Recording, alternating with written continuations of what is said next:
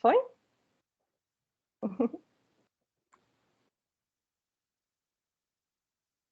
Agora começou. Beleza.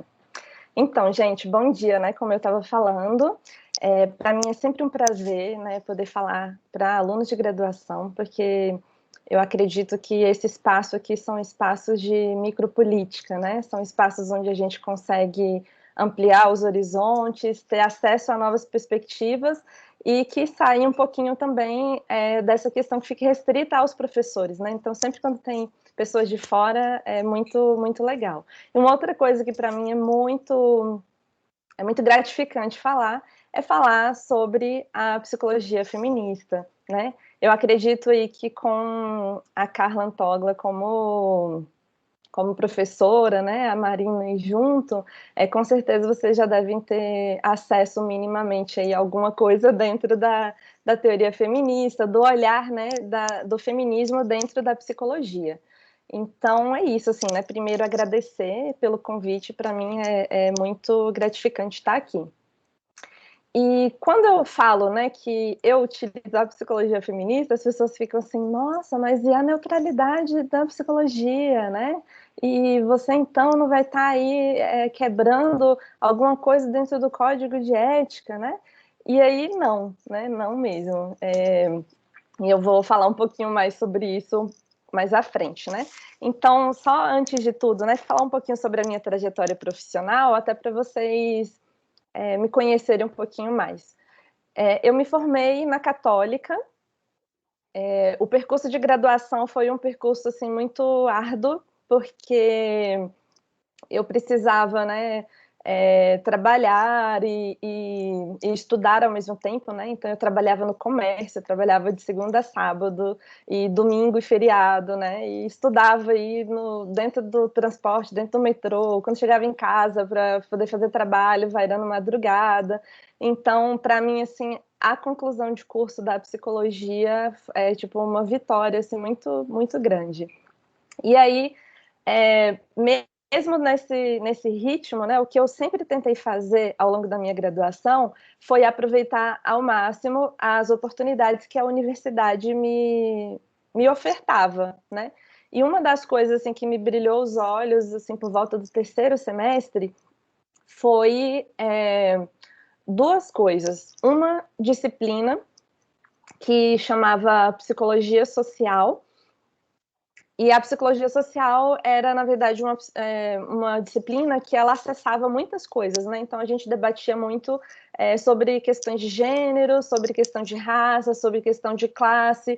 E ali foi a primeira vez, assim, que eu comecei a abrir mais os olhos, né? Eu brinco que eu sempre fui feminista, mas não sabia dar esse nome, né? E depois, à medida que você acessa aí essa parte teórica, né? E você vai conseguindo nomear melhor aquilo que você se identifica. Então, essa disciplina para mim fez muita diferença.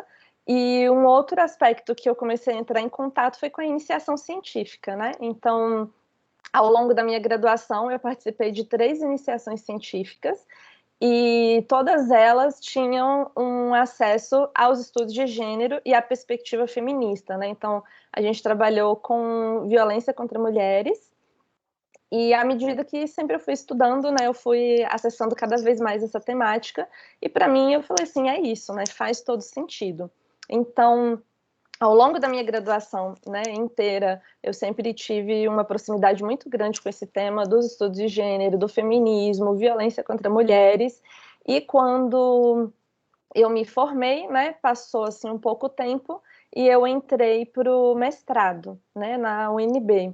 E aí o mestrado, a ideia foi exatamente um outro lado, digamos assim, né, dos estudos de gênero e de lidar com violência contra mulheres, que foi estudar as masculinidades, estudar os homens autores de violência, né? Então, eu comecei a acessar em uma outra parte, né, da psicologia feminista, uma outra parte dos estudos de gênero, né, e uma outra parte aí de violência contra mulheres. Então, terminei o mestrado no final do ano passado e já dei continuidade aí pelo doutorado, né, para continuar a minha pesquisa que eu tinha me proposto.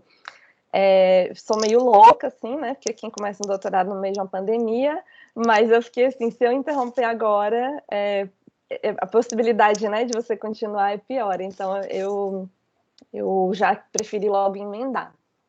Então, assim, de uma maneira geral, é isso.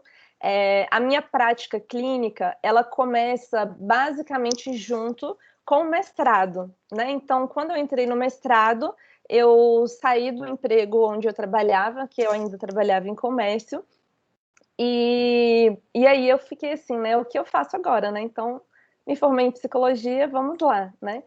Foi quando eu comecei a trabalhar em clínica, né, por plano de saúde, trabalhei 1 ano e tive acesso a realidades da nossa profissão, assim, muito tristes, muito difíceis, né, eu sempre falo, assim, que é quase como se fosse a prostituição da nossa profissão, porque é um trabalho, assim, exaustivo por um valor, assim, absurdamente pequeno.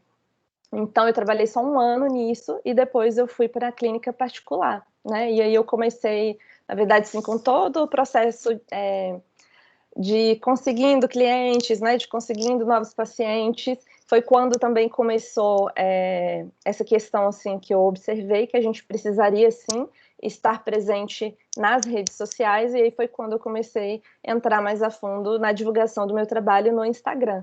Mas no Instagram, mais que divulgar o meu trabalho, eu falo bastante sobre a psicologia psicossocial feminista, né? Então, eu tô falando isso tudo porque, querendo ou não, vai cruzar aqui um pouquinho com as informações que a gente vai conversando, né? Então, dentro disso foi quando eu percebi, né, que a prática clínica ela também era, né, um braço dentro da minha formação. Por que eu falo isso, né? Porque eu me encantei tanto com a iniciação científica, né, com pesquisar, que eu terminei a faculdade falando assim, não quero ir para a clínica, né? O meu olhar ele é social, o meu olhar é comunitário, o meu olhar é político. Eu quero fazer mestrado porque eu quero dar aula, eu quero ter acesso, né, aos estudantes de graduação e eu quero, né, plantar uma sementinha igual plantaram dentro de mim, né, com esse olhar diferente dentro da psicologia. E aí, aos poucos, eu percebi que é possível também fazer isso, né, e ter esse olhar também dentro da nossa prática clínica. Então, isso para mim foi muito gratificante, principalmente também porque normalmente, né, as pessoas que me procuravam eram pessoas que tinham a necessidade de profissionais dentro da psicologia com esse olhar, né? Então, normalmente eram mulheres em situação de relacionamento abusivo, eram pessoas LGBTs, né? Eram pessoas que já tinham passado por algum outro psicólogo e tinham sofrido, assim, preconceito racial, preconceito pela identidade de gênero, né? Então, assim, as pessoas começaram a me procurar por se identificarem com esses posicionamentos, né? Então, é muito importante também vocês entenderem um pouco disso para saber, assim, o quanto isso norteia também a nossa prática profissional. Então, assim, de uma maneira geral, né, a minha trajetória, resumidamente, é isso. E aí agora eu acho importante entrar um pouco, né, falando sobre o feminismo, né? Eu sei que falar sobre feminismo às vezes pode parecer um pouco batido, né? Porque todo mundo já sabe assim, o empoderamento feminino, as mulheres, né, que estão em lugar de opressão e precisam, né, da equidade de gênero. Mas eu queria trazer um olhar que é a questão de que o feminismo ele é um movimento intelectual e um movimento político, né?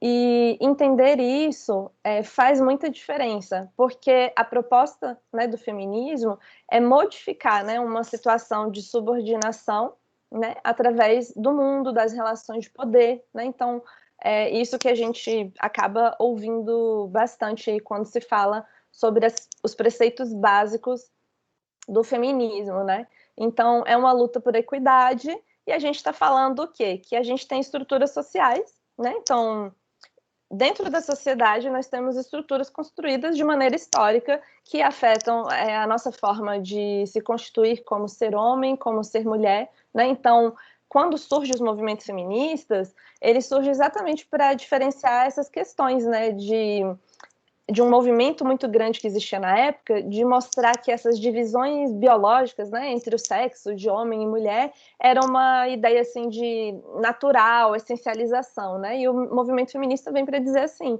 não, né, não é bem assim não. Isso tudo é construído socialmente.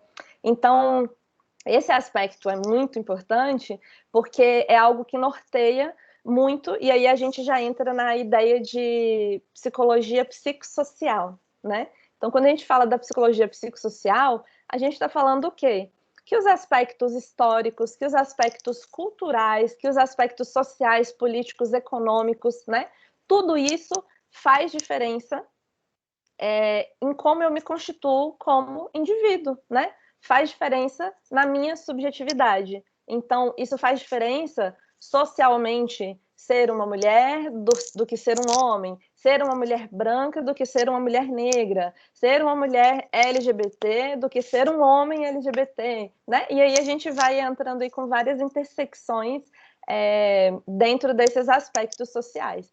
Então, dentro disso, né, assim, isso entra basicamente dentro da nossa profissão, né? E aí, quando a gente fala de psicologia feminista, eu queria, na verdade, assim, convidar vocês para um exercíciozinho anterior, né? Que é, se a gente para pensar na prática da psicologia, e aí eu acho que vocês podem elencar aí na cabeça de vocês e lembrar quem são seus colegas de turma, né, de uma maneira geral, é que é uma profissão majoritariamente feminina, né?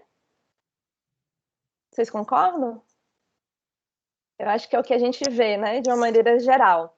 Só que quando a gente vai falar sobre pensadores, né, ali a base, digamos assim, da psicologia, da história da psicologia, das teorias, né, psicológicas, a gente vê que, na verdade, é uma prática, né, que foi construída a partir do olhar masculino, né? E não só um olhar masculino, mas um olhar branco, um olhar europeu, um olhar heterocentrado, né? Então, a gente está falando aí de teorias que foram construídas por homens. Não é à toa, por exemplo, que a gente fala quem é o pai da psicologia. Vocês estão aí no primeiro, segundo semestre, acho que vocês já acessaram um pouquinho disso, né? Então, se a gente fala quem é o pai da psicanálise, quem é o pai do behaviorismo, né? Agora, se eu faço a mesma pergunta, né, se seria ali o antagônico, quem é a mãe da psicologia, a mãe da psicanálise, a mãe do behaviorismo? Vem algum nome na cabeça de vocês? Não vem, né? E isso vale para uma série de abordagens, né, psicológicas, desde a psicanálise, psicodrama, comportamental, humanista, né? A gente tem depois outras mulheres que vão despontando, mas o reconhecimento, né, digamos assim, pela produção da teoria, né, é colocada em cima do colo, aí, digamos assim, de homens, né? Então, isso é reflexo na psicologia até hoje, né? Então, o olhar da psicologia, a formação, né, dentro da graduação, ela ainda é muito embasada. Então, existe sim essas ideias, né, teóricas, essas abordagens que foram desenvolvidas, inclusive muito enriquecedoras em uma série de aspectos e que guiam a nossa prática profissional, reconhecidas como ciência, né? Mas existe uma necessidade também de uma visão crítica, de um olhar crítico sobre essas teorias e sobre a nossa prática profissional, né? Então, esse para mim é o primeiro ponto quando a gente fala da psicologia psicossocial feminista. Então, ainda nessa ideia, né, dos pais aí, né, dentro das teorias psicológicas, da fundação da psicologia, dos princípios, a gente também vê uma outra questão que é uma lógica positivista, né? O que é isso, né? É uma ideia de que para ser científico, né, para ser reconhecido como algo validado cientificamente, existisse uma ideia de neutralidade, de apolítico, de ultracientífico, né? Então você não pode se afetar pelo seu objeto de estudo, né? Você se distancia ao máximo, deixa ele lá isoladinho, né? E aí você fica ali observando os fenômenos de longe, né? E aí isso que seria uma característica dentro aí dessa ideia de reconhecimento de ciência. E a psicologia, né, quando ela começou a ser reconhecida como ciência, ela vem exatamente dessa tentativa de se igualar com esses processos, né? Então, é quando tem o primeiro laboratório de psicologia na Alemanha, né, que vem com essa questão mesmo, de deixar lá o objetozinho, a pessoa fica estudando os comportamentos, vai anotando e etc, né? E aí, só que quando a gente para pensar dentro disso, a gente está falando o quê? Que tem pessoas ali observando aquele fenômeno, né? E a minha subjetividade, a minha história de vida, a minha bagagem como profissional, as minhas leituras, tudo isso afeta o meu olhar sobre o que eu estou observando, sobre a minha prática. Então, quando a gente traz isso para a prática profissional da psicologia, a gente não consegue desconectar esses processos, né? Então, a forma que eu vou perceber um caso que está sendo relatado dentro do meu consultório, né? Além, claro, de utilizar as teorias, né, desenvolvidas dentro das abordagens psicológicas, faz diferença a minha história de vida, porque isso vai me trazer um olhar diferente ou não sobre determinado assunto, ou a entender melhor, ou a interpretar melhor. Então, quando a gente fala, né, do movimento feminista, da epistemologia feminista, né, que é quando realmente vem os estudos, né, desenvolvidos e mostrar que não precisa de neutralidade para se fazer ciência. É quando também surge, né, os estudos aí de pesquisas qualitativas, né, para entender que a gente reconhece sim que esse lugar de quem está observando também influencia a interpretação do objeto que está sendo observado. Isso também influencia a forma que eu vou ler e interpretar determinados fenômenos.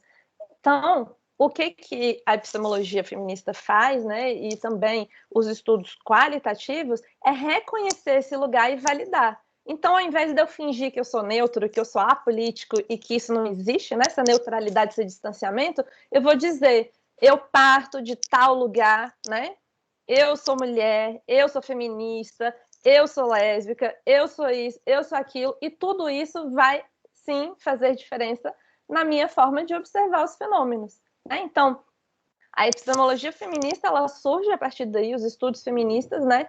Exatamente na tentativa desse combate à neutralidade, né? Por quê? Porque o feminismo, ele se compromete em transformar o mundo e combater as desigualdades. E quando eu falo sobre isso, a gente pensa, né, nas desigualdades de uma maneira geral, porque não existe feminismo sem a gente falar de questão de raça, não existe feminismo sem a gente falar de classe social. Por quê? Uma mulher negra e pobre é totalmente diferente de uma mulher, né, branca e com uma classe social alta.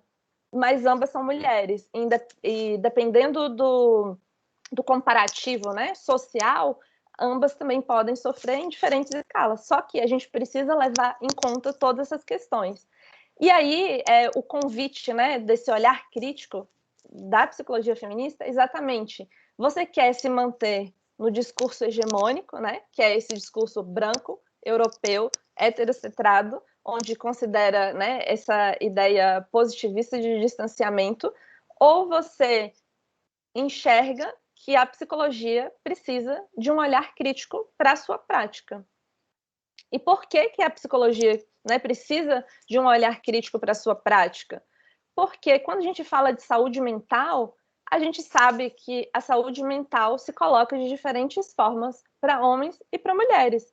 Então, eu não posso simplesmente desconsiderar isso, né? Então, quando eu estou dentro, né, ali da minha prática clínica e eu ouço um relato de uma mulher que está com crises de ansiedade, eu não posso simplesmente olhar, nossa, né, o processo de pandemia tem colocado essa mulher né, em uma situação aí do medo de contaminação e etc. Mas aí eu não posso desconsiderar que a sobrecarga de trabalho dela duplicou, porque ela está dentro de casa, ela tem que dar conta dos afazeres domésticos, dos cuidados dos filhos, né, e ainda da jornada de trabalho, e ela exausta.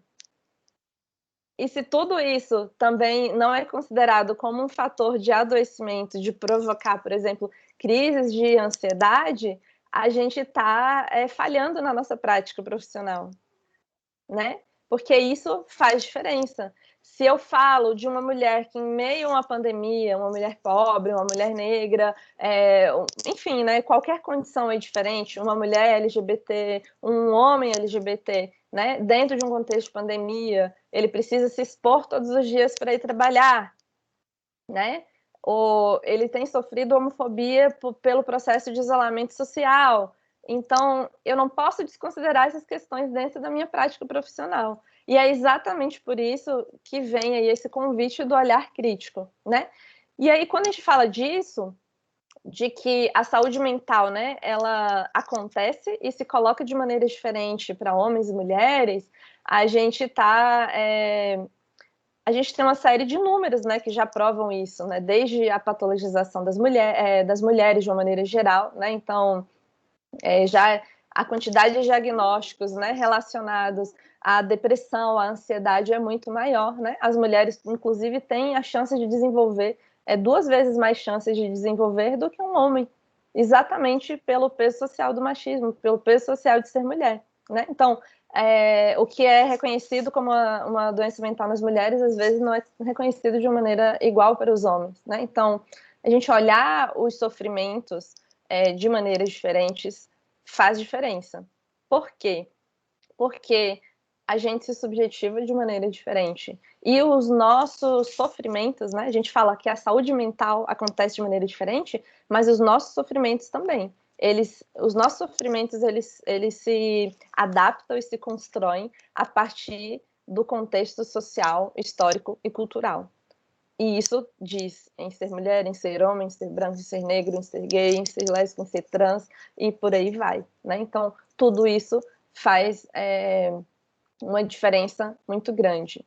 Inclusive, né, como eu falei um pouquinho antes, afeta a procura por atendimento, né? Então, se eu pego hoje a quantidade de pacientes que eu tenho, majoritariamente são mulheres, né, que procuram. E quando os homens chegam para o consultório, eles vêm porque as mulheres procuraram para ele, inclusive várias vezes já entraram em contato comigo, né? Aí eu vou, explico tudo, como que funciona a psicoterapia, lá. Aí no final ela fala, é para o meu marido, é para o meu namorado. Eu vou marcar então tal horário e vou avisar para ele. Então, assim, né? Isso também é uma questão de papéis de gênero, né? De procura, inclusive, pelo cuidado. Então, eu não posso desconsiderar tudo isso, né? Descontextualizar isso tudo na minha prática profissional. E aí, ainda, né, dentro desse olhar, eu gosto sempre de provocar um pouquinho os homens, né, nesse sentido, mas como profissionais, né? E eu sempre me pergunto, será que os psicólogos homens se repensam a partir do olhar da psicologia feminista? Repensam o olhar sobre os pacientes ou eles naturalizam essas microviolências, né? Porque a gente sabe como que as masculinidades são construídas e a gente não pode se cegar, né? E dizer que isso não constitui a formação dos profissionais, né? Então, de uma maneira geral, é muito importante considerar tudo isso porque é uma questão identitária, né? É uma construção social, é uma forma de ser, uma forma de se relacionar dentro dos arranjos sociais. Então, se a partir da minha prática clínica eu desconsidero tudo isso, eu vou estar desconsiderando como essas questões afetam as configurações emocionais, os padrões relacionais, como que as pessoas sofrem de maneira geral, né? E isso tudo é muito importante, né? Então, um outro aspecto dentro disso é não centrar o sofrimento psíquico ao indivíduo, né?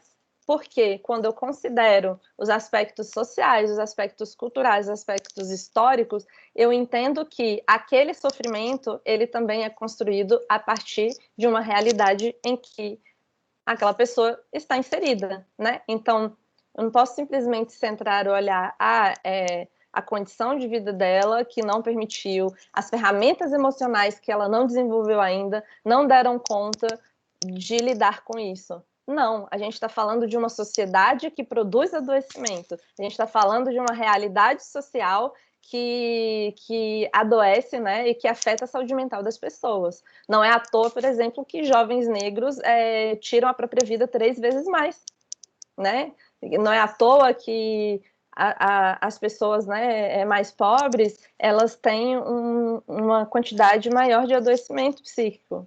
E existem N estudos, vocês podem pesquisar sobre isso, né? Quem tiver mais curiosidade, os relatos que existem sobre isso. Então, existe sim a necessidade de um olhar crítico, de uma nova escuta, de compreender esse sofrimento, de politizar esse sofrimento e de contextualizar o sofrimento que te é trazido dentro da sua prática clínica socialmente, né? Então, e aí eu digo, por exemplo, pela minha prática clínica e principalmente partindo, né, do viés feminista, é raro atender uma mulher, uma menina, uma adolescente que não tenha questões de gênero afetando, que não tenha uma figura masculina na história de vida que tenha, de alguma forma, contribuído para o adoecimento, né, ali. Porque essas questões, elas fazem parte da história de vida, né? Seja uma relação de pai e filha, uma relação de marido e esposo, uma relação de mãe e filho,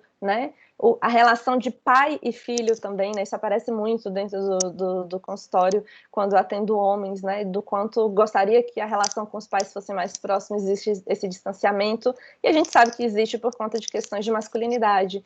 Então, eu não posso desconsiderar isso na hora de atender. Eu não posso desconsiderar essas questões para fazer a leitura daquele sofrimento que está sendo trazido até mim, né? Então, e existem relatos também, assim, eu já recebi encaminhamentos de outros psicólogos que me encaminham em determinadas situações que falam, eu não sei como atender, eu não sei como fazer, exatamente por esse processo, né, de desenvolvimento de olhar crítico, dessa leitura feminista que faz diferença, né? E aí, quando a gente pensa na formação, né, das psicólogas, dos psicólogos hoje, nas universidades, essas teorias, né, que eu falei aí no início, né, dos pais e da psicologia, elas são contextualizadas socialmente? Elas são colocadas assim de uma forma atual, a partir de quando aquele conhecimento foi produzido, para como a gente lê a sociedade hoje, né? Infelizmente não. E será que na clínica, né, acontece isso? Na prática? E quando eu falo da prática, gente, eu estou falando da clínica porque é o que eu atuo hoje, mas a gente pode pensar isso para uma prática dentro da psicologia escolar, da psicologia organizacional, né? Antes de ir para a clínica, eu trabalhava na psicologia organizacional, né? Então, quando eu estou fazendo um processo seletivo, né? Quando eu pergunto sobre as mulheres, né? Se elas têm filho ou não, quem é que vai cuidar do filho? Eu faço essa mesma pergunta para os homens, né? Eu discrimino ou não na hora de fazer uma seleção, se é uma pessoa com aparência um pouco mais pobre, se é uma pessoa que é negra em comparativo com uma pessoa branca, né? Tudo isso faz diferença na nossa prática profissional. O acolhimento que eu dou quando as pessoas procuram lá o RH é diferente, né? As mulheres que acessam as posições de liderança dentro de uma empresa, né? E muitas vezes passa-se por processos seletivos internos. Eu tenho esse olhar de critério também, de considerar todas essas questões. Então, tudo isso faz parte da nossa prática profissional. Não importa o campo que você vá, né? Se você vá para a psicologia clínica, para a escolar, para a organizacional, para do esporte, do trabalho, enfim, né? Isso precisa estar dentro do nosso olhar, né? Então, existe sim uma necessidade de um posicionamento político, né? Que é diferente de ativismo, gente. Isso é muito importante se diferenciar, né? Quando a gente fala de um posicionamento político, é exatamente essa leitura de que esses aspectos sociais, culturais, históricos, né? Isso politicamente afetam a forma que a pessoa sofre. Então, a gente, como profissional de psicologia, a gente precisa qualificar a nossa escuta, porque senão a gente ouve e passa direto. Quantos relatos que eu já não ouvi, por exemplo, de pessoas negras que chegam no consultório e vão falar, né, assim, dessa sensação de se sentir perseguido, de se sentir ali vigiado, e aí a gente vai ignorar que existe uma questão racial extremamente forte dentro da nossa realidade brasileira, e aí a gente simplesmente vai falar assim, ah, ele está com delírio de perseguição, né? Ah, está desenvolvendo alguma patologia aí com essas questões, né, psicóticas. Não, gente, né? Existe uma questão aí. Será que é porque desde quando ele se entende por gente, em todas as lojas que ele entrava, tinha um segurança que ficava indo atrás dele? Será que é porque no meio da rua ele sempre tinha que ficar preocupado, senão ele ia ser parado por um policial para levar bacu, né? Então, assim, eu não posso descontextualizar essas questões dentro da minha prática profissional. Eu não posso ignorar as características sociais, políticas, culturais. E se eu faço isso, né? Se eu faço isso, eu estou sendo extremamente injusto, né, com a pessoa que procura o meu trabalho e extremamente injusto com a realidade do sofrimento daquela pessoa. Então, né, o convite que eu faço, né, para vocês como psicólogas e psicólogos que estão aí dentro desse processo de formação é exatamente não ignorar essas características sociais, políticas, culturais na prática de vocês, né? E pensar, de fato, em contextualizar todos os contextos da sua prática como futuros psicólogos e psicólogas, de que, de fato, façam diferença, de que mudem a realidade social e não apenas perpetuem, né, essa teoria hegemônica, né, com o pretexto de ser profissional e neutro, né? Porque a psicologia ela precisa se politizar para dar conta das doenças que estruturam a nossa sociedade, né? Não se politizar também é escolher um lugar, é compactuar com as desigualdades sociais. Então, eu sempre falo que a psicologia tem um compromisso político e social com a mudança do mundo, com a mudança das desigualdades sociais. E a gente faz isso nas nossas micropolíticas, né, que é ali no tete-a-tete, né, quando a gente está aqui, por exemplo, numa sala de aula debatendo, olhando para uma situação com esse olhar crítico. Na minha prática dentro do consultório com o meu paciente, não importa, né? Então, isso precisa estar presente na prática profissional. Então, a psicologia feminista, né, ela se faz necessária porque nós não temos só um papel teórico dentro da nossa prática, né, profissional. A gente precisa também desse enfrentamento intelectual, enfrentamento prático, né, e não compactuar com esses apagamentos históricos da diversidade humana. É valorizar isso,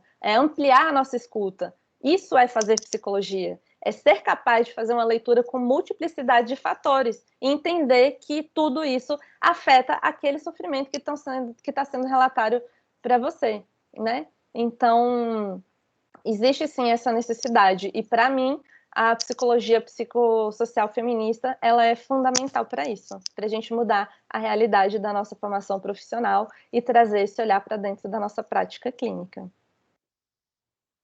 Acho que basicamente isso, assim, né, de uma maneira geral, né, explicando um pouco sobre a minha prática clínica, né, o meu olhar, e eu agora também eu estou numa fase, né, de além disso existir dentro do meu consultório, isso também existe nas redes sociais, né, então eu utilizo as minhas redes sociais exatamente para propagar ainda mais sobre a psicologia psicossocial feminista, sobre como os contextos sociais históricos afetam a nossa forma, né, de lidar com as nossas relações, afeta a nossa saúde mental, afeta a nossa forma de sofrer, e que mais pessoas tenham acesso a isso, né, e que mais pessoas entendam isso, tanto de estudantes de psicologia, psicólogos, quanto também de pessoas leigas, né, então isso também tem muita diferença das pessoas que vão procurar você como profissional, porque entendem que você considera essa realidade e que faz diferença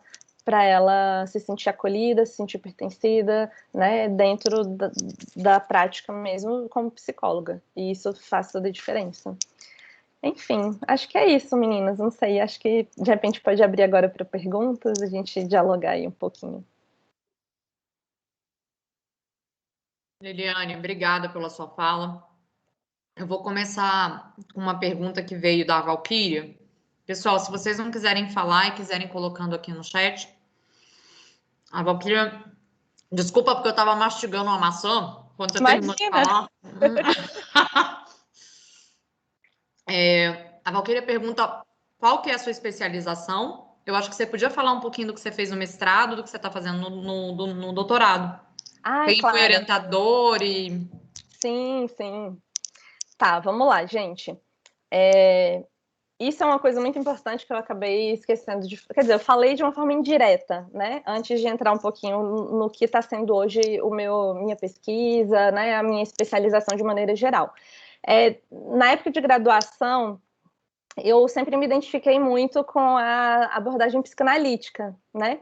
Então, eu me aproximei muito, né, da abordagem psicanalítica, estudei bastante ao longo da minha graduação, mas eu sempre fui muito crítica, né? Porque a gente sabe que a psicanálise, né, ela é construída a partir aí de algumas questões aí dentro dessa ideia de patriarcado mesmo, né? Da figura masculina, do feminino, da inveja do pênis, não sei o quê, né? Então, eu sempre, né, utilizei a psicologia dentro desse olhar, né, a psicologia feminista, junto com a psicanálise, mas com esse olhar crítico. Então, eu sempre, né, quando inclusive pacientes me procuram, eu sempre coloco, né, olha, eu utilizo a abordagem psicológica para fazer o manejo, para utilizar as técnicas, para interpretar, né, os fenômenos aí psíquicos que vão aparecer, mas também eu utilizo a psicologia psicossocial feminista, né, que é considerar o contexto social, histórico, lá, e como tudo isso também afeta a forma que a gente constrói o sofrimento. Então,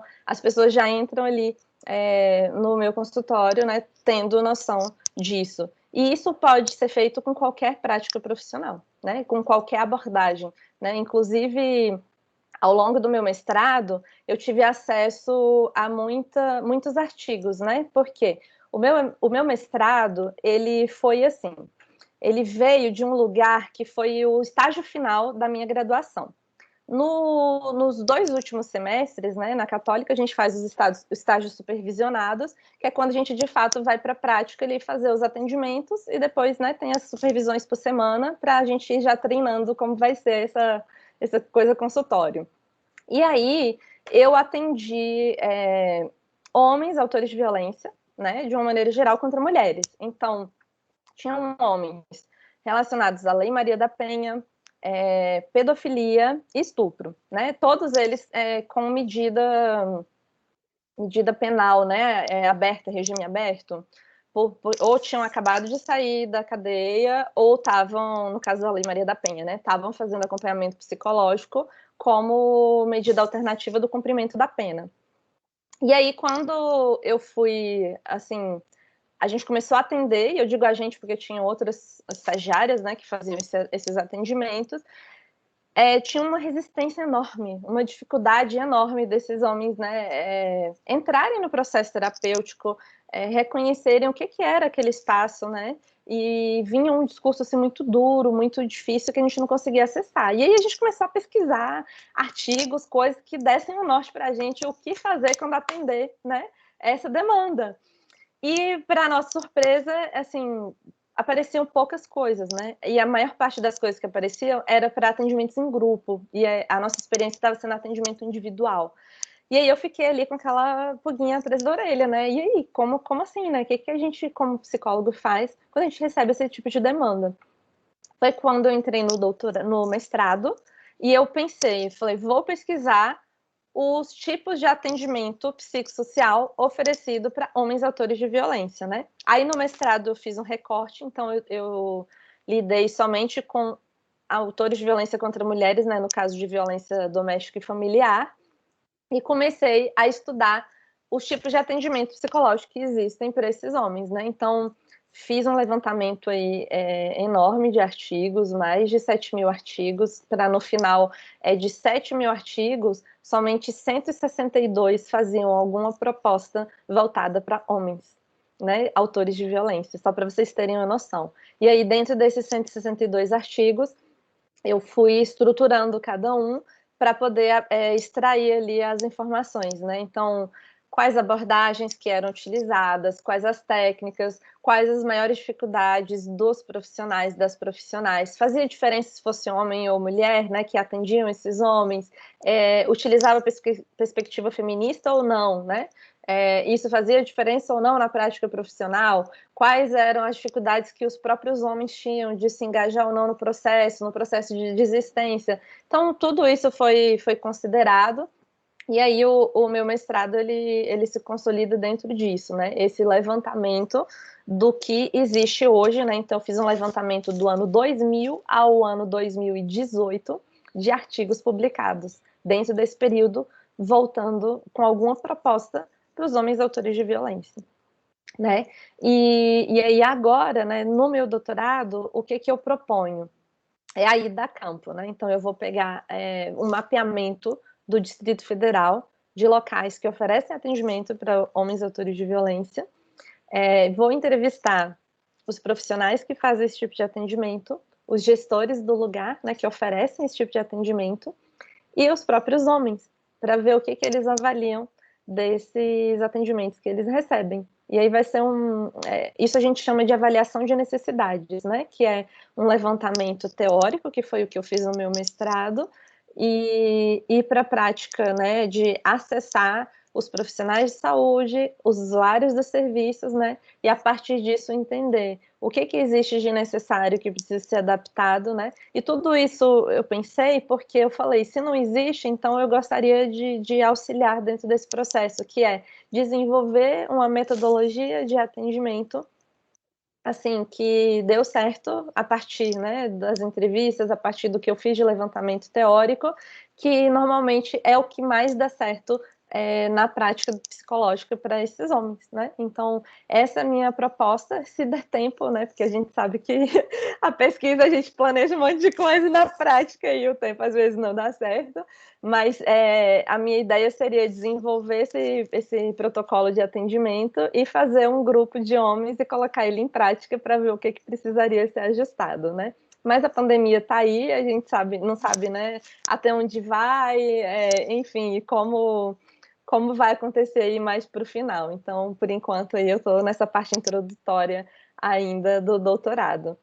Então, a minha especialização, né, basicamente é essa, mas eu também faço, assim, muitos cursos, né, de curta duração, que são esses cursos mesmo de complementos mesmo da psicologia, né? E aí, tantos cursos com essas questões, né, do tipo a psicologia negra, a psicologia social, psicologia marxista, enfim, né, eu vou pegando um pouco de tudo que acaba se aproximando do meu olhar, né, dessa leitura que eu coloquei para vocês ao longo do que eu falei, e também de abordagens mesmo, né, então curso sobre psicanálise, cursos sobre questão de suicídio, sobre atualização dos transtornos mentais, né, do CID, do DSM, tudo isso é importante. Então, eu estou colocando isso só para vocês perceberem o quanto é importante a gente fazer essa mescla, né? Então, assim, a gente precisa contextualizar todas essas questões, né, crítico, esse olhar crítico, político, social, mas a gente também precisa estar instrumentalizado teoricamente, porque é isso, né, que faz também as técnicas serem colocadas em prática dentro da nossa formação, da nossa prática profissional. Então, assim, acho que de uma maneira geral seria isso, né, a minha formação. Obrigada, Liliane. A Andresa comentou aqui que achou muito boa, muito interessante a abordagem. E aí a gente tem uma pergunta da Milene. Ela escreveu o seguinte: gostaria de saber como que se pode atenuar o sofrimento de um paciente cuja causa principal é um fator externo a ele, por exemplo, a opressão racial. Eu acho que esse é um dos maiores desafios, né, na nossa prática aí no consultório, que é quando existem, assim, a principal causa, né, digamos assim, do sofrimento daquela pessoa ser por fatores, né, sociais.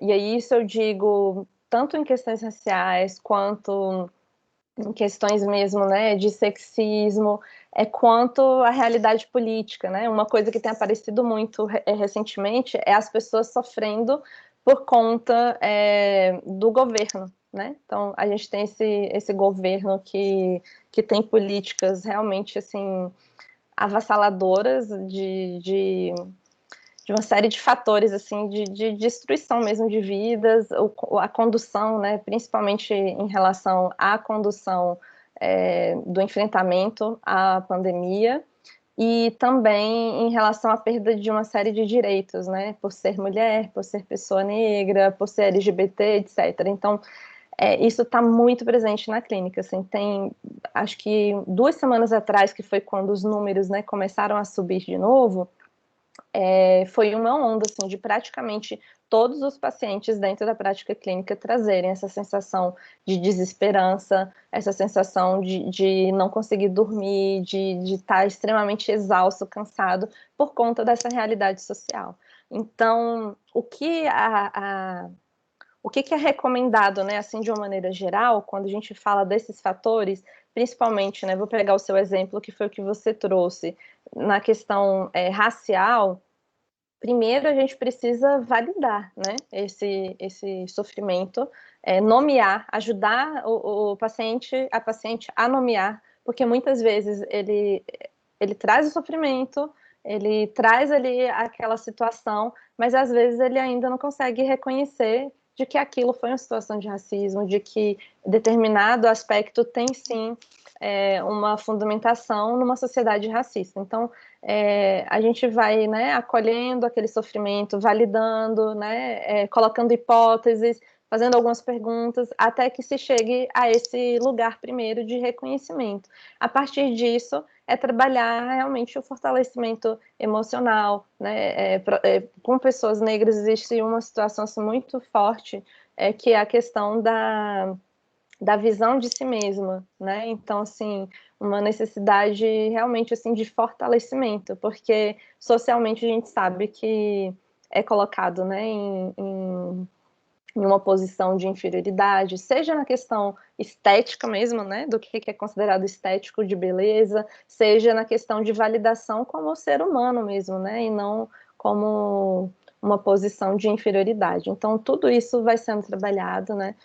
Eu acho que uma coisa também que a gente precisa ter para nós, como profissionais, é de que a gente não vai salvar o mundo, né, a gente não tem isso, e se a gente entra nessa lógica, a gente também adoece, né? Então, eu acho que esse aspecto é muito importante. Então, e aí, o que também a gente convida, né? No caso desses exemplos que eu dei, de questões políticas, sociais, assim, de uma maneira mais geral, né? Por exemplo, a pandemia, a forma que o governo está direcionando, etc., a gente convida a pessoa a fechar um pouquinho o olhar, né? Então, trazer um pouquinho mais para dentro da realidade dela, o que está ao alcance dela, o que ela consegue ali fazer dentro da realidade dela, porque se a gente pensa nesse contexto de desigualdade social, de sofrimento, sempre nesse amplo, né, nesse macro, a gente não dá conta, né? A gente não dá conta, a gente sofre, a gente adoece, e existem situações assim absurdamente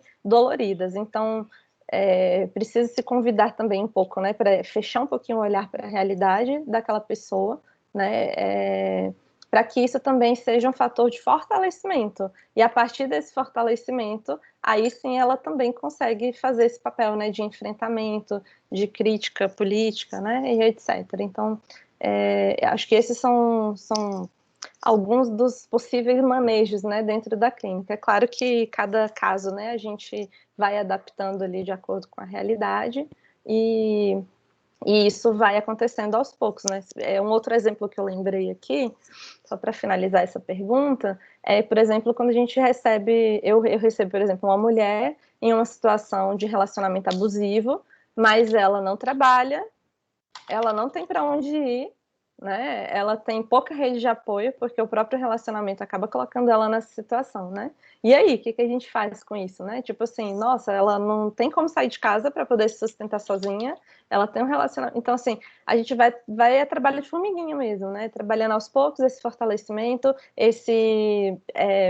dar ferramentas, né, para ela poder conseguir perceber essa realidade e, a partir de um determinado momento, ela conseguir ter força suficiente para enfrentar aquela situação e para se posicionar de uma maneira diferente, né? Então, tudo isso é um processo. Então, acho que primeira coisa é não ter esse olhar de super-herói, né? Assim, achar que a gente vai dar conta de tudo. Mas o que tiver dentro do nosso alcance, a gente vai trabalhando aí aos poucos.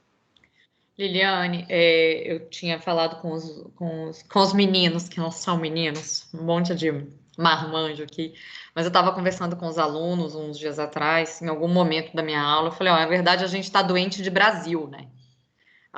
O principal fator patológico aí de adoecimento da gente é o país, não o país, mas a situação que a gente está vivendo nesse momento, e óbvio que é muito mais grave para algumas pessoas, mas não dá para a gente invisibilizar, e aí não é uma questão de política no sentido político-partidário, é uma questão de como a gente aprecia, como a gente olha para a realidade do jeito que ela é. E a realidade, ela é terrível. A gente está padecendo, né, por conta... A gente está padecendo aí com milhões, né, milhares de mortes. Não chegou a 1 milhão, mas milhares de mortes por Covid por conta de uma barbeiragem no que se refere à vacina, como várias outras barbeiragens políticas. Então, assim, não é uma questão de ser direita ou esquerda, é uma questão de fazer o que tem que ser feito, por exemplo, né?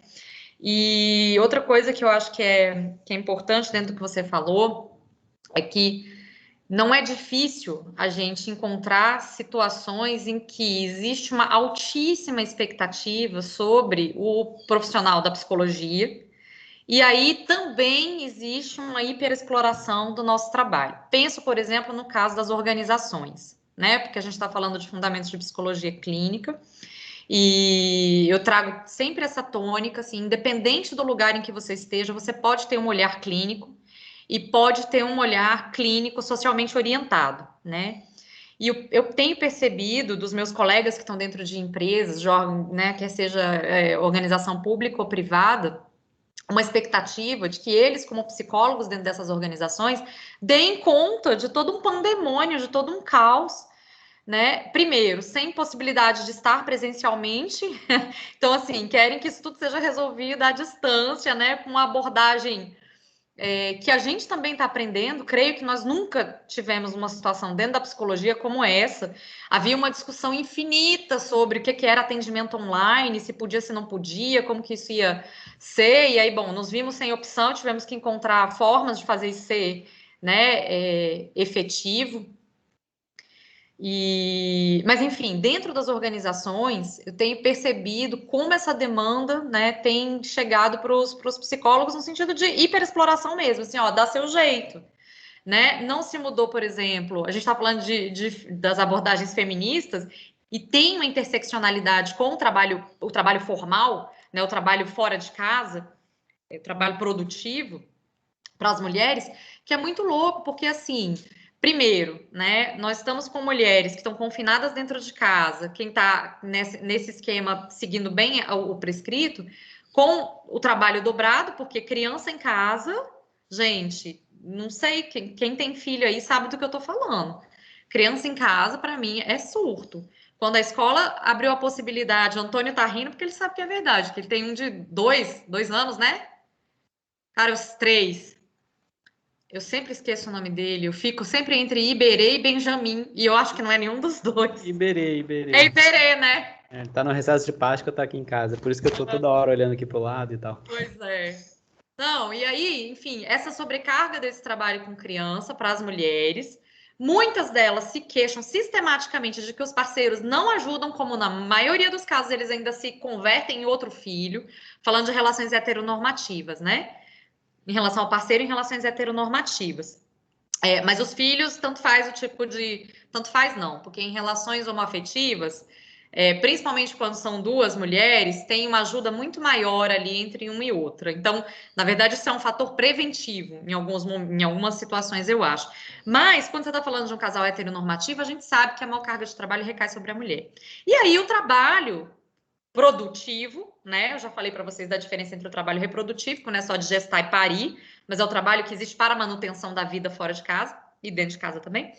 Mas o trabalho produtivo, ele continua sendo pensado como se nada tivesse acontecendo dentro de casa. A organização do trabalho em termos de prazos, metas, resultados, produtividade esperada não mudou, muito pelo contrário, em alguns lugares aumentou.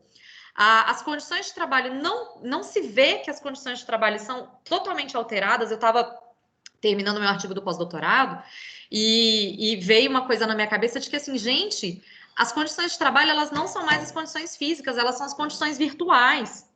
E o que é você trabalhar na virtualidade? Eu nem sei, isso é uma elaboração, né, que a gente tem que fazer. Mas eu sei que para as mulheres é 10 vezes pior. Nós somos cerca de, tem um estudo aí que saiu, cerca de 20 vezes mais interrompidas no nosso trabalho atualmente do que um homem é. Porque existe toda uma estrutura social que tem a narrativa de chamar a mãe, né? Aí vem aqueles memes com a piadinha.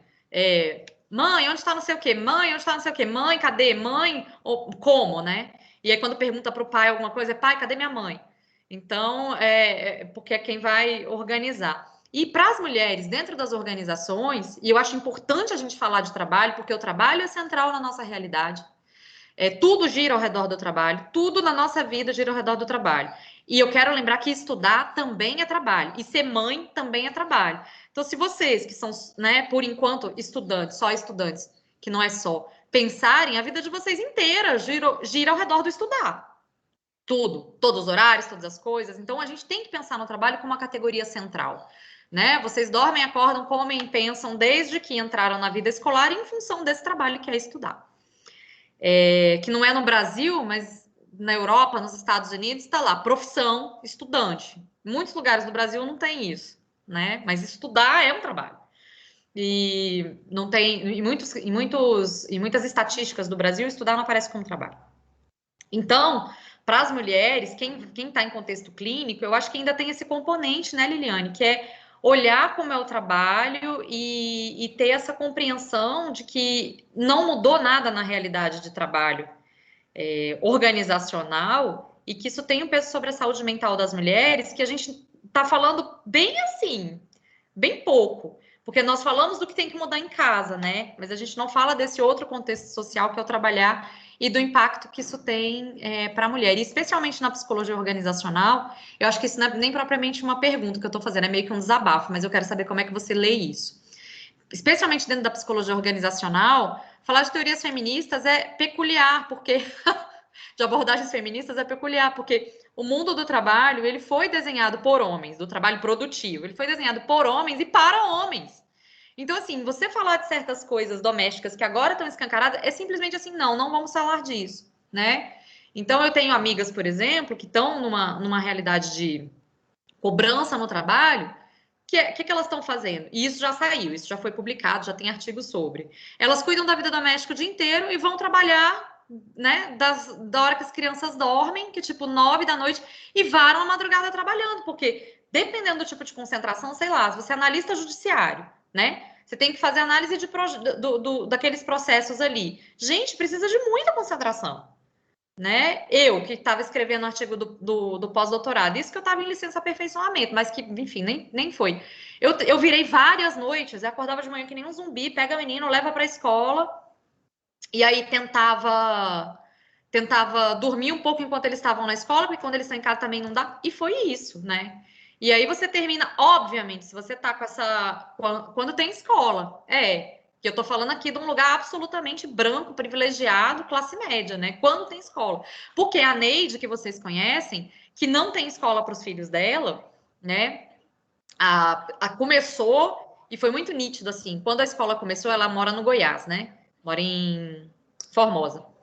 Quando a escola começou, voltou, assim, tipo, ela ficou com as crianças duas semanas na escola, a aparência dela estava melhor em termos de estar descansada. Ela não estava mais, sabe? Porque a gente vai ficando com aparência, inclusive, assim, você tá com a cara caída, né? De tanta exaustão. E aí, quando a escola cancelou de novo, teve um dia que ela chegou aqui, ela já chegou chorando, né? Como a gente é bem próxima, assim, ela já chegou chorando, e eu, minha filha, chora porque é isso, né? Não tem outra coisa para fazer. Chora e até esvaziar, porque... E aí ela é uma mulher negra que cuida dos 3 filhos sozinha, não está amparada por nada, a família dela não tem como ajudar, porque, né, 2 irmãs na área de saúde. Então, assim, essa interseccionalidade que envolve o trabalho produtivo, eu acho que quando a gente está em contexto clínico e vai avaliar como isso é para a mulher, Eu acho que 10 vezes pior. E as organizações não falam disso, elas tratam homens e mulheres como se fossem né, equivalentes ali em termos de trabalho. Então, eu queria a sua perspectiva sobre isso. É isso. Tá. Então, Carla, eu acho que tem um ponto que eu tenho batido muito assim nas publicações também do Instagram, que é sobre essa produtividade a qualquer custo, né? E a quem interessa isso. E aí, quando eu falo sobre isso, eu acho que é impossível a gente não fazer um contexto aí dessa ideia de meritocracia, neoliberalismo, né? Tem um psicanalista que eu amo as leituras sociais que ele faz, que é o Christian Dunker. Não sei quem, tem assim, muitos vídeos no YouTube que ele fala sobre psicanálise, mas ele fala também de vários aspectos sociais a partir do olhar da psicanálise. E quando ele traz um pouco dessa questão, né, sobre neoliberalismo, produtividade, é exatamente de como a gente tem encarado o olhar, assim, como a gente tem olhado as pessoas como se fossem empresas, né? Então, a gente precisa, tipo assim, desconsidera a humanidade ali da pessoa e ela tem que produzir a qualquer custo. E aí, quando a gente fala de produzir a qualquer custo, não importa o que você faça, não importa qual o contexto da tua vida, não importa se você, né, tem uma situação XYZ aí de questões sociais, quanto mais você produzir, melhor. E além disso, né, o peso social de que tudo depende de você. Então, se você tiver sucesso, foi porque você se esforçou, você mereceu, você conseguiu, né? Você conseguiu ali vencer na vida. E se você se você fracassou, né, dentro desse contexto do que é considerado sucesso e fracasso socialmente, a culpa é sua. Foi porque você que não deu conta, você que não se esforçou o suficiente. Aí, se a gente pega essa realidade, por exemplo, e traz para essa questão, né, do exemplo que a Carla deu para mulheres, né, uma mulher que está aí extremamente sobrecarregada, ela precisa dar conta do trabalho, ela precisa cuidar dos filhos. Gente, assim, é uma desigualdade absurda. E tem vários estudos já que saíram ao longo dessa pandemia falando o quanto a sobrecarga de trabalho é maior para as mulheres. E eu não sei se vocês têm noção quando a gente fala de sobrecarga de trabalho, mas uma das questões assim mais fortes é exatamente a carga mental. Né? O que é essa carga mental? É a ideia de planejar, de se antecipar, de pensar em tudo. Então, não só ela tem que levar os filhos na escola no dia seguinte, ou botar o filho lá na frente do computador, ligar, acessar tudo, ficar do lado acompanhando quando a gente fala de criança de 3, 4, 5 anos. Não sei se vocês, né, sabem como é que está acontecendo isso, mas crianças pequenas precisam de um adulto sempre do lado. Então, a criança está ali na frente da telinha assistindo a aula, mas precisa um adulto do lado, porque se a criança não entender o que a professora está solicitando, o adulto está ali. Quem é que normalmente fica do lado dessas crianças, né? Isso que a gente está falando de uma realidade, como a Carla falou, uma realidade mais privilegiada. Então, essa carga mental é esse processo, né? Então, não só do tipo, tem aula amanhã, tem que levar, mas eu preciso levantar antes, preparar o café, ter a certeza que as crianças vão estar alimentadas, o ambiente vai estar preparado para que a criança tenha aula, em contrapartida, a casa está uma bagunça, o marido também precisa trabalhar e ele precisa de silêncio, nisso você vai preparar o almoço e você tem uma série de pendências na tua vida para fazer. Esse relato que a Carla trouxe, eu achei muito engraçado, porque foi exatamente um relato de uma paciente, né, que era do sistema judiciário, trabalhava no Ministério Público e precisava fazer análise de processos. E aí o relato dela era exatamente isso. Ela cuidava da criança o tempo inteiro, que a criança tinha 2 anos, o marido era policial federal, tal, então, tipo, meio que saía para trabalhar. Ela, por conta da pandemia, não tinha ninguém para ajudar, porque ela estava ali sozinha. E a carga de trabalho, o chefe, né, cobrando o nível de produtividade, de análise de processo, a quantidade, tudo do mesmo jeito. E aí o relato dela era: quando meu marido chega à noite e põe a minha filha para dormir, aí é que eu consigo ter paz para trabalhar. E aí ela trabalhava de madrugada, porque ela falava, era o único momento que ela tinha paz. Então chegou num nível assim que o relato de várias mulheres dentro do consultório era exaustão. Exaustão, gente, exaustão assim, tipo burnout, sabe? de não dar conta, sabe? De não ter energia para poder fazer nada, de tão exaurida que foi, né? Principalmente, acho que o início da pandemia, que era essa mudança. Mas isso se perpetua até o momento, né? Existe realmente, e de fato, as empresas não têm pensado nisso, né? E muitas vezes as próprias mulheres, né, se veem numa condição assim, do tipo, se eu não produzir, se eu não fizer isso, eu perco meu emprego. Se eu dei o exemplo, né, de um caso de uma funcionária pública, mas a gente tem uma série de outras profissões, né, que lidam. Agora, por exemplo, se a gente pensar numa outra realidade, uma mulher que precisa sair todo dia para trabalhar, né, num comércio, como secretária, sei lá, alguma coisa relacionada a isso. E aí já de uma classe social um pouco mais baixa, né, economicamente falando. Mas as aulas, né, porque estudo no colégio público, as aulas ainda estão sendo online. Aí essa mulher vai deixar essa criança com quem? Ela está lá trabalhando, a cabeça dela está onde, né? Como? Então, assim, é uma série de fatores que a gente não tem como descontextualizar, né? E aí, quando a gente fala da prática clínica, né, da psicologia, dentro desse olhar, a Carla trouxe principalmente essa questão, né, da psicologia organizacional, que é do tipo assim, dá um jeito aí e faz as pessoas continuarem produzindo, porque é isso que importa, né? Dentro dessa realidade aí econômico-política que nós vivemos. Então, né? Se vai adoecer, se está doente, se tem condições ou não, problema. Eu quero produtividade. Se não está dormindo de madrugada, problema, né? Então, isso realmente é uma realidade tão presente. E eu estou falando assim muito também da questão do Instagram, mas, gente, é porque é muito significativo.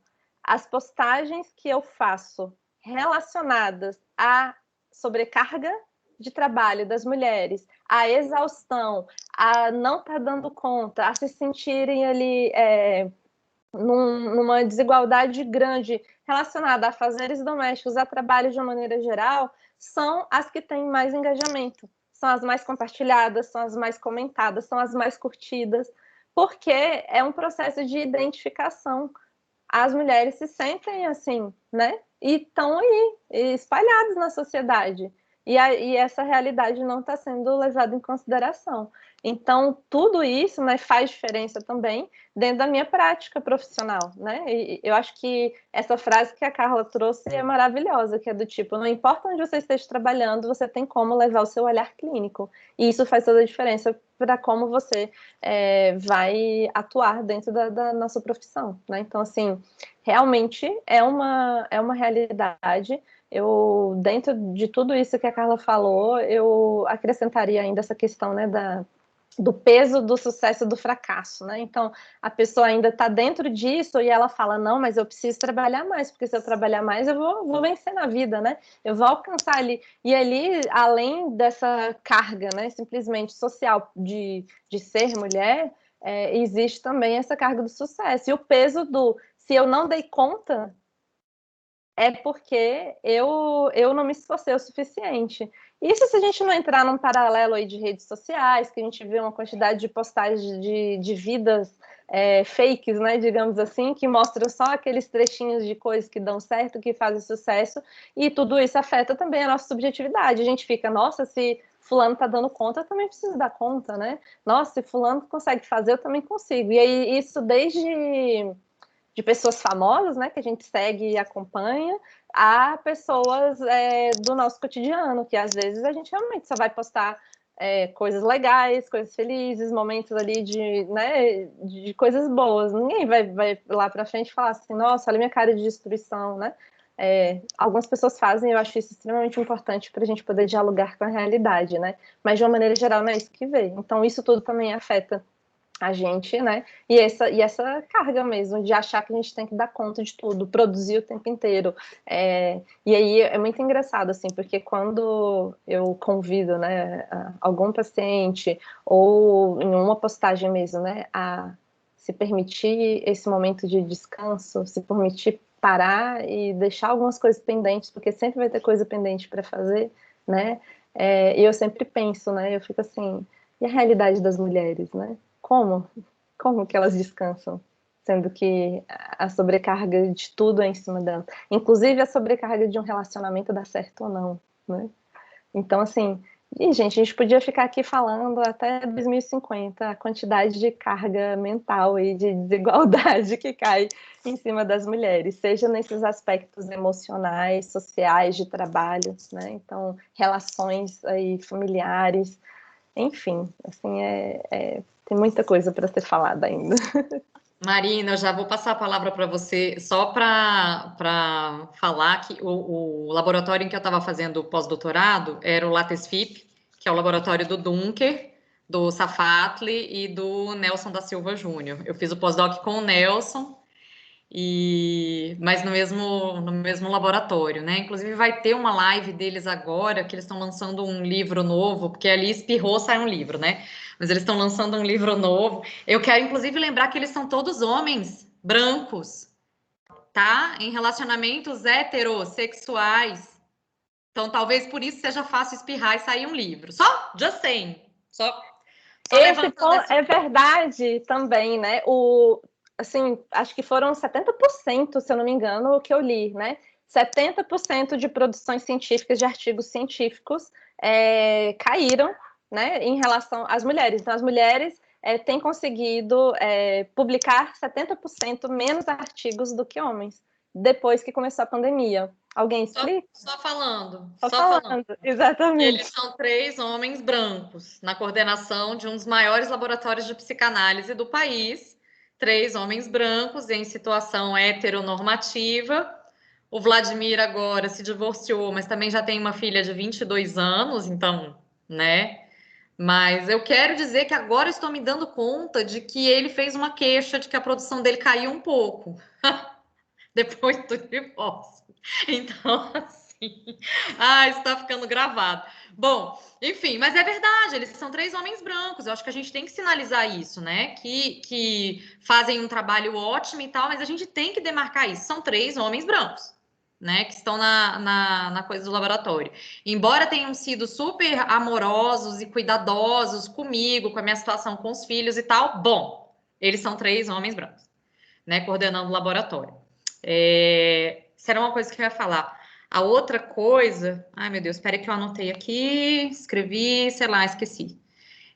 Mas sobre essa coisa de como a gente vê o trabalho, a professora Elizabeth Queiroz está fazendo a revisão de um artigo para uma revista, ela é parecerista, e sábado ela me mandou uma mensagem porque ela estava muito injuriada, porque no artigo estava escrito que a prova de que, ou a evidência, a evidência de que os homens têm melhores estratégias de mediação é o fato de que na pandemia eles têm menos adoecimento mental do que as mulheres.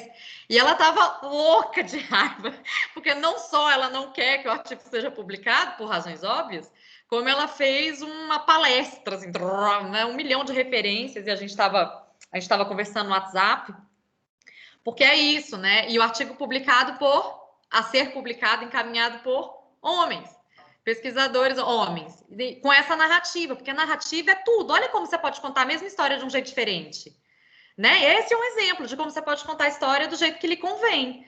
Então, olha, as mulheres têm menos estratégias de mediação. Então, o problema é que a mulher não desenvolveu estratégia de mediação para lidar com o contexto de pandemia. Não é o real, entendeu? Não é toda a sobrecarga. Maia. Antes de eu fazer minha pergunta para a Liliane, vou só resgatar os comentários aqui do chat para a gente encerrar, que eu vou fazer uma pergunta de um outro aspecto da fala da Liliane.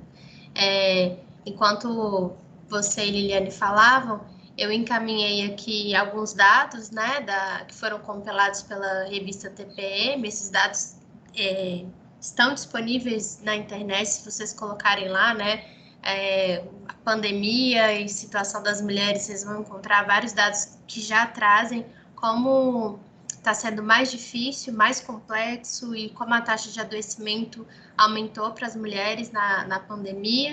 A Silvia recomendou o episódio do Ilustríssima com Dunker para falar das questões, né, de algumas questões que estão sendo aqui abordadas na disciplina. E o Vinícius relatou um dos episódios da série Explicando, que ele vai falar começa falando da desigualdade salarial entre homens e mulheres e vai perpassando por várias outras questões. E ele trouxe, né, uma das principais causas que o documentário trazia era o fato da licença, maternidade e o cuidado dos filhos. Enquanto o homem trabalha, faz curso, as mulheres gastam seu tempo no período de maternidade, levando os filhos no médico, ajudando eles nas tarefas escolares, tarefas que poderiam ser divididas, mas muitas vezes não são, né? E não podendo desenvolver o seu trabalho. Dessa forma, os homens eram promovidos e elas não. E aqui a gente ainda pode acrescentar outras questões, né? Que nós mulheres precisamos gastar tempo para sermos aceitas e tidas como competentes nos ambientes profissionais e que os homens não necessariamente precisam gastar. Por exemplo, a gestão da aparência.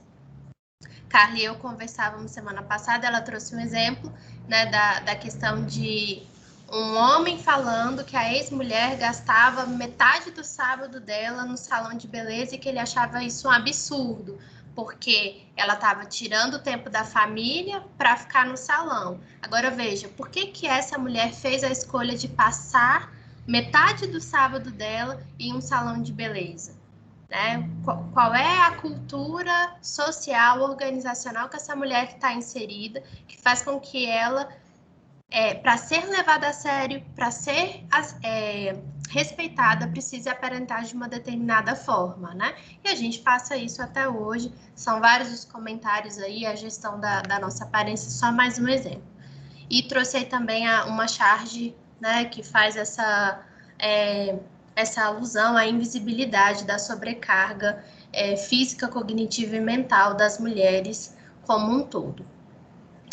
Liliane, eu queria te fazer uma pergunta, resgatando o que você trouxe sobre a neutralidade e essa perspectiva da epistemologia qualitativa e feminista que nos coloca enquanto pesquisadoras em um outro lugar, né? A presença reflexiva e criativa das pesquisadoras, dos pesquisadores é fundamental na abordagem qualitativa, nas perspectivas contra-hegemônicas. E é algo que a gente tem conversado aqui bastante na turma com os alunos, né? Essa visão hegemônica pós-positivista, ela não é a única forma de fazer ciência e de se fazer clínica, né? E aí eu queria saber um pouco de como foi a sua experiência enquanto mulher, psicóloga, pesquisadora, realizar a escuta dos homens que foram autores de violência no seu mestrado.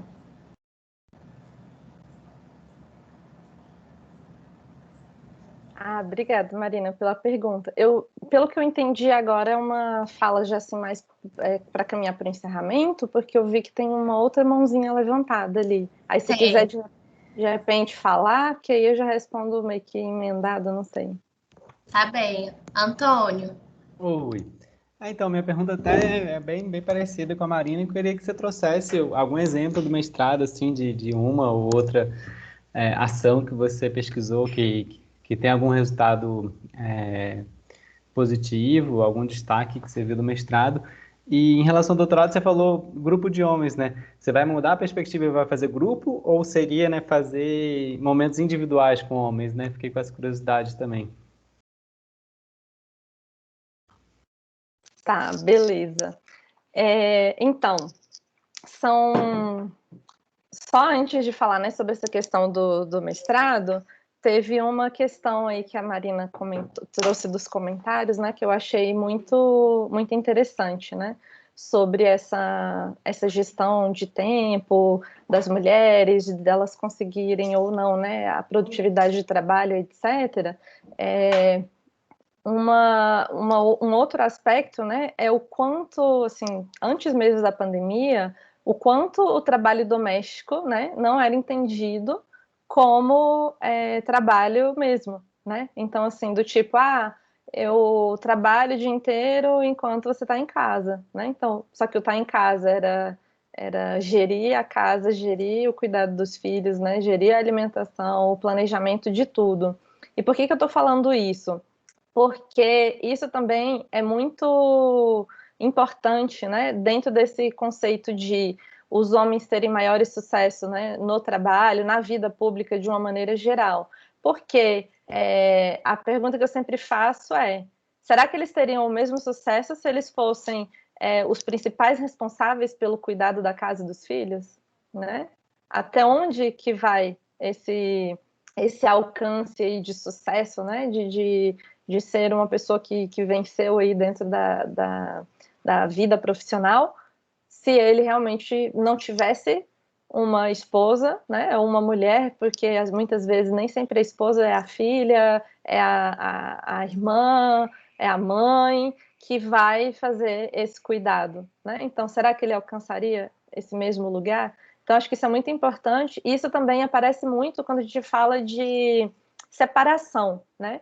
Eu acompanho 2 casos mais pessoais, né? Não são casos de pacientes clínicos, que na hora da separação, né, tinha, claro, a pessoa que ficava mais em casa, cuidando da casa dos filhos, e tinha a pessoa que, né, trabalhava mais e ganhava um valor mais substancial para sustento, né? E aí o que é colocado, né, principalmente na hora da separação dos bens, é do tipo assim, você vivia às minhas custas, né? É uma mamata, eu trabalhava e você ficava só em casa, né? Sendo que aquilo ali também é um trabalho. Aquilo ali também, né? Porque você não estudou e não melhorou na tua profissão porque você não quis, porque o tempo que você estava junto comigo, eu fiz isso e por que você não fez, né? Então, por que será? Porque os homens são priorizados quando o investimento é dentro da carreira, porque as mulheres que cuidam, né, da casa dos filhos. Então, isso tudo é uma forma de usurpar o tempo das mulheres, usurpar o período que ela poderia se dedicar para ela mesma, né? Isso é uma coisa que eu trabalho muito no meu consultório, que é exatamente valorizar, voltar o olhar das mulheres para ela mesma, para o próprio autocuidado. E eu acho que isso tem tudo a ver com essa questão da gestão que você falou da estética, porque eu fiquei pensando, às vezes ir para o salão era o único momento que ela tinha de paz.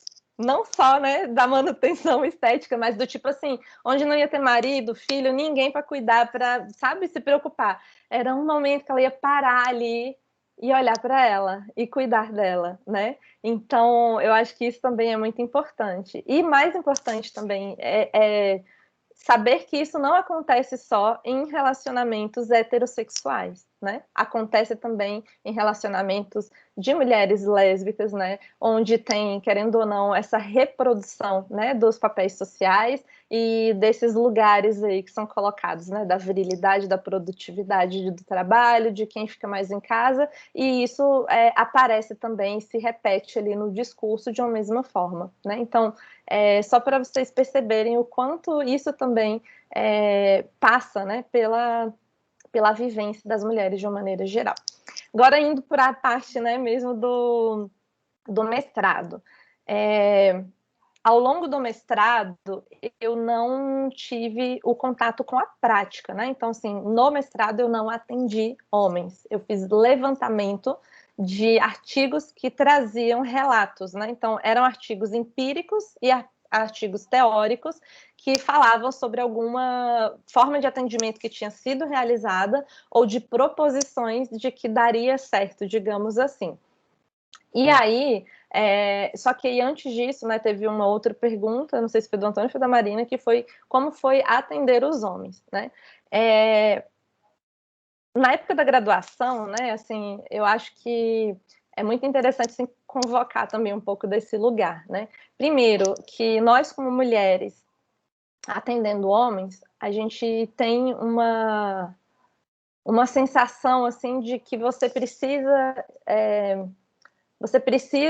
ter mais certeza ainda daquilo que você está fazendo, daquilo que você está falando, da sua prática profissional, né? Isso vai um pouco ao encontro do que a própria Marina trouxe, né? Do tipo de as mulheres terem que se provar muito, muito mais de que aquilo que está sendo feito é uma competência, ela precisa mostrar que ela dá conta, que ela sabe, que ela, né? Então, isso de alguma forma se reflete na nossa forma de atuar. E por mais às vezes que não tenha esse olhar do outro sobre você, muitas vezes a gente mesmo coloca esse olhar sobre a gente, né? Então, dentro desse contexto de atendimento de homens autores de violência, a gente ainda tem uma situação, digamos assim, que é um agravante, né? Porque nitidamente existe ali uma violência que foi praticada contra mulheres, né? Então, eu lembro que na época de graduação, no final, né, já era o final, já estava ali praticamente psicóloga, faltava ali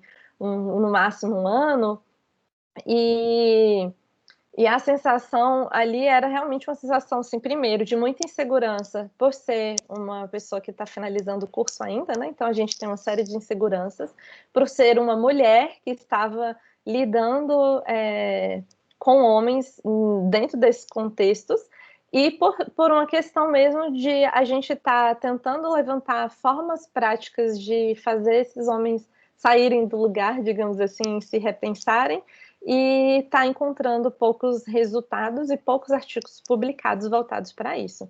Então, muitas vezes, o meu lugar como psicoterapeuta foi colocado à prova, sim, por esses homens, e depois eu entendi que isso não tinha nada a ver por eu estar ainda no final da graduação, isso tinha a ver por eu ser mulher, né? Tanto que hoje, quando eu atendo homens, né, de uma maneira geral, não necessariamente homens que praticaram violência, existem sim algumas situações em que a gente, como psicóloga, mulher, a gente percebe, né? Eu percebo também isso muito quando eu vou atender pais de alguma criança ou adolescente, né? Atualmente eu não atendo mais crianças, só adolescente e adulto, mas teve um período que eu atendia, né? E aí tinha um desenho muito curioso, né? Que era quem sempre levava as crianças para o atendimento, na época ainda não tinha pandemia, eram as mães, majoritariamente. Quando os pais eram convocados para uma sessão, e era uma novela, demorava assim várias sessões até conseguir. Já teve vezes de eu ameaçar, assim, do tipo, olha, a gente vai interromper os atendimentos dela até eu conseguir falar com o pai. Ou do tipo, praticamente essa criança vai receber alta, mas eu só vou dar alta quando eu conseguir falar com o pai. E aí o pai ser convocado para esse lugar. E aí quando eu ia atender os pais, era uma sensação assim de descredibilidade do seu trabalho, sabe? De ficar ali, né, tipo, analisando, colocando à prova, eu não acredito, né, nisso, o que você está fazendo com minha filha, com meu filho, né, então, assim, essa postura masculina, ela ainda existe muito, né, dentro do consultório para com psicoterapeutas mulheres, e quando se fala de homens autores de violência, eu acho que tem esse agravante aí por ter acontecido uma violência de gênero, né, então isso se soma. E aí, dentro dos artigos, né, que eu fiz o levantamento, tinha o que me chamou muita atenção é que vários artigos sequer falavam se os atendimentos eram realizados por homens ou mulheres, como se isso não fizesse diferença para lidar com homens autores de violência. Alguns também não falavam sobre a abordagem que era utilizada, ou se era utilizada a perspectiva feminista ou não. E eu encontrei alguns artigos, né, não muitos, que marcavam exatamente o lugar. E tem um capítulo específico que eu achei de um artigo que ele é maravilhoso, que ele vai pontuando cada aspecto de dificuldades que as mulheres, né, podem encontrar ao atenderem homens autores de violência contra mulheres. E aí, já entrando, né, na resposta à pergunta do Antônio, porque o grupo, né, no doutorado, eu vim de um incômodo da graduação do atendimento individual, mas quando a gente fala de atendimento psicossocial a homens autores de violência, eles são oferecidos, né, praticamente em grupo, em sua maioria. Por quê? Os atendimentos eles são ofertados por instituições governamentais ou ONGs. A demanda normalmente vem da justiça, né? Então, ou vem como medida alternativa, ou vem como parte do cumprimento da pena depois de ter saído, né, da prisão. Então, é uma demanda muito grande e, normalmente, esses atendimentos acontecem em grupo. Mas, nesses artigos também que eu fiz o levantamento ao longo do mestrado, aparece também muita coisa que é conjugada, né, em paralelo. Então, por exemplo, os homens precisam fazer X atendimentos individuais para depois ele entrar no grupo. Ou, ao mesmo tempo que está fazendo atendimento em grupo, ele está fazendo atendimento individual. E aí varia muito de instituição para instituição. Aqui, por exemplo, no Distrito Federal, que é pioneiro, né, em oferecer atendimentos a homens autores de violência, por instituições públicas, que são os NAFAVITs, eles fazem atendimento em grupo, né? Tem ali um processo de triagem de 1, 2 encontros, mas de uma maneira geral, atendimentos em grupo. Então, o que eu estou tentando fazer no meu doutorado é só adaptar à realidade da demanda. Mas é óbvio, né, que tudo isso que está sendo pesquisado por mim, essas informações levantadas, muita coisa serve para atendimento de homens de uma maneira geral. Nesse exemplo que eu dei para vocês também, um pouco mais no início, de como as mulheres procuram atendimento para os homens, acontece muito das mulheres que colocam como condição, porque ele fala assim, você é muito agressivo, você é muito violento, eu só continuo com você se você fizer atendimento psicológico. E aí muitas delas falam, e eu que vou falar quem é a psicóloga, né?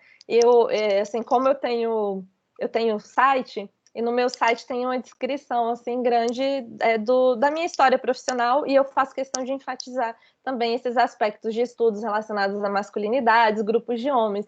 Então, assim, muitas vezes eu acredito, né, que eu sou escolhida como possível terapeuta para esse homem por conta desse posicionamento feminista, né? Então, as mulheres ali tentando colocar a sementinha do coração desses homens para mudar. Então, não necessariamente, né, o que está sendo pesquisado ele vai servir somente para o atendimento em grupo, porque eu acredito que muitas coisas vão ser possíveis sim de ser aproveitadas para a prática profissional individual, mas no doutorado a ideia é essa, é um protocolo em grupo, porque a minha ideia final é pegar esse protocolo e conseguir transformá-lo em política pública. Eu estou pensando muito alto, gente, mas eu acho que quando a gente fala de academia, de pesquisa, a gente precisa falar na mudança social. Eu acho que uma coisa que a Carla trouxe no início, né, que eu acabei esquecendo de falar um pouco, é porque eu acredito muito de que a gente tem que colocar na mão na massa, e eu acredito muito nesse compromisso político-social da psicologia. Então, por exemplo, eu atendi 1 ano na clínica por plano de saúde e fiquei horrorizada. Eu saí da clínica de saúde e eu comecei um movimento aqui no Distrito Federal para a gente reativar o sindicato de psicólogos. E aí eu comecei a juntar a gente começou, né, um grupo de mulheres, porque mulheres, né? E aí a gente chegou a um processo, depois, na hora de montar a chapa, eu acabei não participando por algumas divergências e de questões políticas, mas o sindicato foi reativado, né? Então, assim, eu comecei esse processo. Quando eu entrei no mestrado, foi a mesma coisa, né? Eu vi algumas questões que eu achava que precisava de que a gente, como discente, né, precisava se posicionar melhor. E aí, quando fizeram lá o convite no grupo, se alguém tinha interesse, eu tenho interesse. É ambiente político, eu tô lá junto, eu tô lá no meio, porque eu acredito que é assim que a gente muda a sociedade. Então, eu acho que é um pouco disso, assim, né, que a gente precisa colocar a mão na massa e tentar transformar isso, fazer com que o conhecimento científico que está sendo produzido dentro da universidade chegue na sociedade, né? Então, a minha forma é voltar o olhar do combate à violência contra mulheres para os homens, né? Isso dizendo de campanhas de publicidade. Quando a gente fala de campanha de publicidade contra mulheres, era mulheres, denunciem. A violência já aconteceu, meus amores. O que a gente vai fazer antes disso? Por que não fala assim, homem, tem percebido que você é violento? Procure ajuda, né? Então, vamos mudar isso. Então, a minha ideia é que o meu doutorado, né, consiga produzir aí uma cartilha, um protocolo de atendimento para ajudar profissionais que estão na área, né, aí de frente atendendo esses homens e que auxilie eles na prática profissional, e longe de mim de ser um protocolo assim super perfeito, ideal, porque eu não tenho essa pretensão, mas também de alguma forma fazer com que isso alcance as políticas públicas. Então, eu penso nesses aspectos. Por isso, a ideia do grupo, porque é o que acontece aí na prática nas instituições governamentais. E é isso. Liliane, quero agradecer sua participação, dizer que, nossa, foi super enriquecedor para mim, porque abre mil coisas. Você estava falando aqui, eu anotando ideia de post no Instagram, anotando ideia de coisas para conversar. E eu acho que para os alunos também, pelas carinhas das câmeras abertas aí, dá para você ver os sorrisos, né? Obrigada demais, quero agradecer enfim, até já coloquei lá no Instagram que é sempre tão lindo a gente ver as pessoas que foram nossas alunas, né? brilhando e despontando e fazendo um monte de coisa interessante. E quero te convidar para a gente pensar em alguma coisa para fazer juntas, né? Porque eu já falei disso um tempo lá atrás e aí ficou perdido em algum lugar. Mas com pouco tempo que a gente tem dentro de toda a tarefa de manutenção da vida, de todo o trabalho reprodutivo, para a gente tentar pensar em formas, enfim, de escrever e pensar. Gratidão demais e que a gente possa se encontrar em outros momentos. Obrigada mesmo, viu? Eu vou encerrar a gravação, gente. Não, deixa a Liliane falar e aí eu vou encerrar a gravação. Eu só quero agradecer, né, assim, pelo convite mais uma vez.